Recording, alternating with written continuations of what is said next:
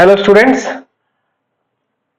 मैं Kuldeep Singh, also known as KD sir, class 12th अर्थशास्त्र UP board start करने जा रहा हूं और इसकी शुरुआत मैंने क्लास 12 से ही स्टार्ट की है। तो शुरुआत में हम इसके पाठ्यक्रम की चर्चा करेंगे। तो क्लास 12th यूपी बोर्ड में जो अर्थशास्त्र है, इसके दो भाग हैं। एक है व्यष्टि अर्थशास्त्र, जिसको हम लोग माइक्रो इकोनॉमिक्स भी बोलते हैं, और एक है समष्टि अर्थशास्त्र यूनिट 2 में, जिसको हम लोग मैक्रो इकोनॉमिक्स भी बोलते हैं। तो व्यष्टि अर्थशास्त्र में हमें क्या पढ़ना है? तो इसमें 4 यूनिट्स हैं, 4 इकाई हैं। पहले इकाई में परिचय है कि इकोनॉमिक्स क्या है, ठीक है, उसका सब्जेक्ट मैटर क्या है, उसका विषय वस्तु क्या है। दूसरा यूनिट में उपभोक्ता संतुलन और मांग के बारे में है। तो यहां बेसिकली हमें डिमांड के बारे में पढ़ना है, ठीक है। फिर तीसरा यूनिट जो है वो है उत्पादक का संतुलन, व्यवहार और पूर्ति। फिर चौथे यूनिट में है बाजार के प्रकार एवं साधारण युक्तियों के साथ आदर्श प्रतिस्पर्धा की स्थिति में मूल्य का निर्धारण कैसे किया जाता है। तो ये 4 यूनिट्स हैं और पर्टिकुलर यूनिट्स में कुछ चैप्टर्स हैं। तो जो यूनिट मैं पढ़ाऊंगा वहां पर मैं डिस्कस करूंगा कि उस यूनिट में कौन कौन से चैप्टर मैं आपको बता रहा हूं।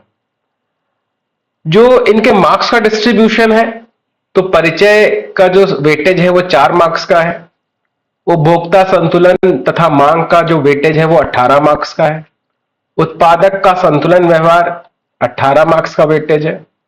और बाजार के प्रकार एवं साधारण युक्तियों के साथ आदर्श प्रतिस्पर्धा की स्थिति, ये 10 मार्क्स का वेटेज है।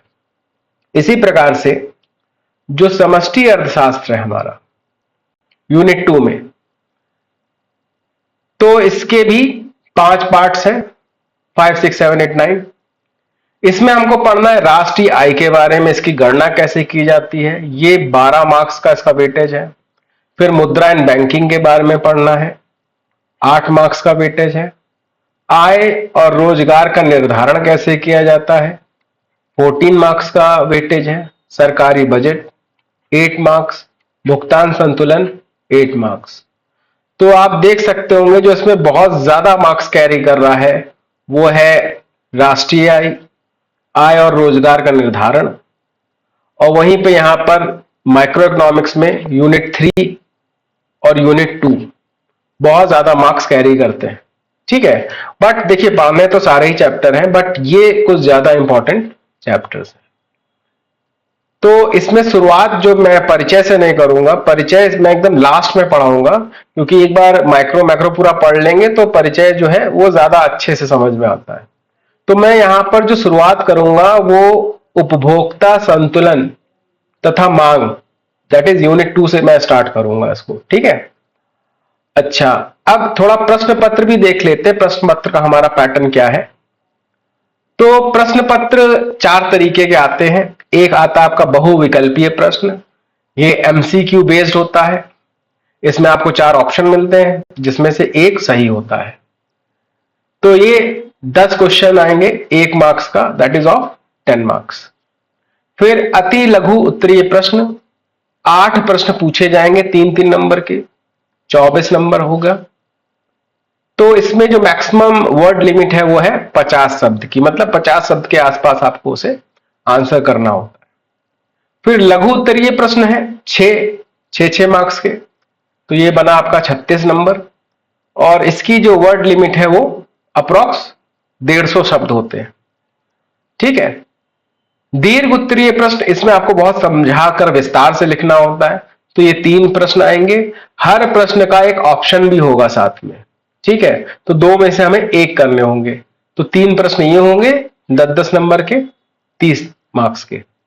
और इसकी वर्ड लिमिट अप्रॉक्स 300 वर्ड्स की होती है।